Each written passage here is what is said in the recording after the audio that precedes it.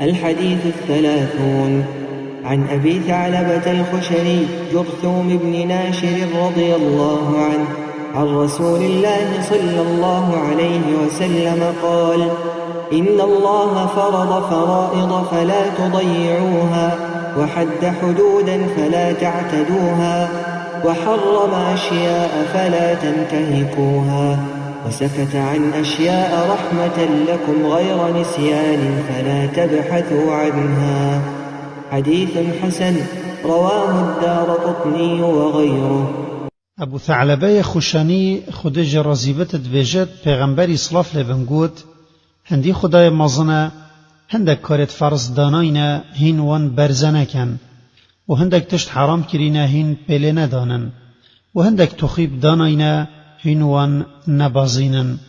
و بحث هندک تشتا نکریه نکوش بیر کریه هین الوان نگرین. دارقطنی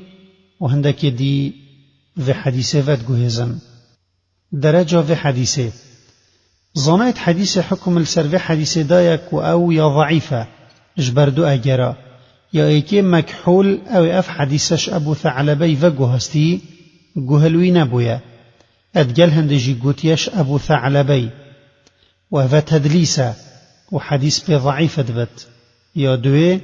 خلاف نفبرا روایت دهیا كان أفش قوتنا أبو ثعلبة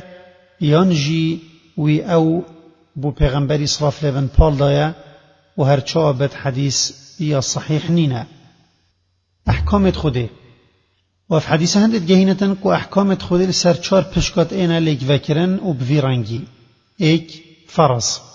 و او کارن یدخوده لسر بنی يدخل لازم کری او بکن و هر گاوکوان او نکرن او ده جايلو مكرن بن الدنياي والآخرت جي ده مستحق عذاب بن وكي نفيجو روجي وزكاة وهندك زانانا في واجب جي السرفي كاري اتدانن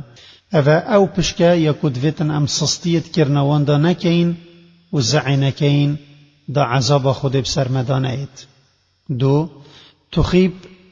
ومقصد به هر کارکه یه خود دستیریب کرناوی دابد چه کرناوی لازم کربد وکی پشکابوری کو فرزن یا انجی کرناوی البرمشرین کربد وکی کار سنت یا انجی کرن و نکرن اوی وکی ایک حساب کربد وکی حلالی اوید ویتن ام نبازینین و درباس نکین یعنی ام پیله ندانین و برب وی کاری و نچین یه خود دستیریب کرناوی ندای. سه حرام و او کارن یدخوده نکرن آوان السر ملازم کری و اشکرا کری که هجی وان بکت ده جای لومه یا دنیای و عذاب آخرت بد و کی کشتن و دزیه حتی دیماهیه و اوان کارات ویتن اب چرنگا ام خونزیک نکین. چار او تشت بحث جنهات یا کرن و دویت نایتا هزر کرن که خود او جبیر کریه حاشا خود تشتکی جبیر ناکت بله هندک تشت هنه وی بحث جنا کریا نب حلالی و نب حرامی افکاره صابتن مروفی عفی کریا اگر بکت یه گناهکار نابد و اگر نکت جی چل سر نینه و دلووانیه که خود به بنیت خبری و جابلا او گلک الدیف نچن و افرنگه هاد ویتن مروف الدیف نچت و پسیار نکتن دا شک بوید کاری دا چه نبد و الحدیثه که دا یا مسلم ود گوهزت هاتیه هلك المتنطعون ومقصد اب متنطعه او کسن یدگلک الدیفان کاراتشن یتمایوان تینچت پیغمبر صلاف لبنت بجتن اوه چونه هیلاکه. مفاید حدیثه ایک احکامت خود بو بنیا داناین چار پشکن فرض و حرام و تخیب و یتبحث جناهات یکرن. دو فرضات ویت مروف سستیت دانکت و حرامی خونزیک نکت و تخیبی پیله نداند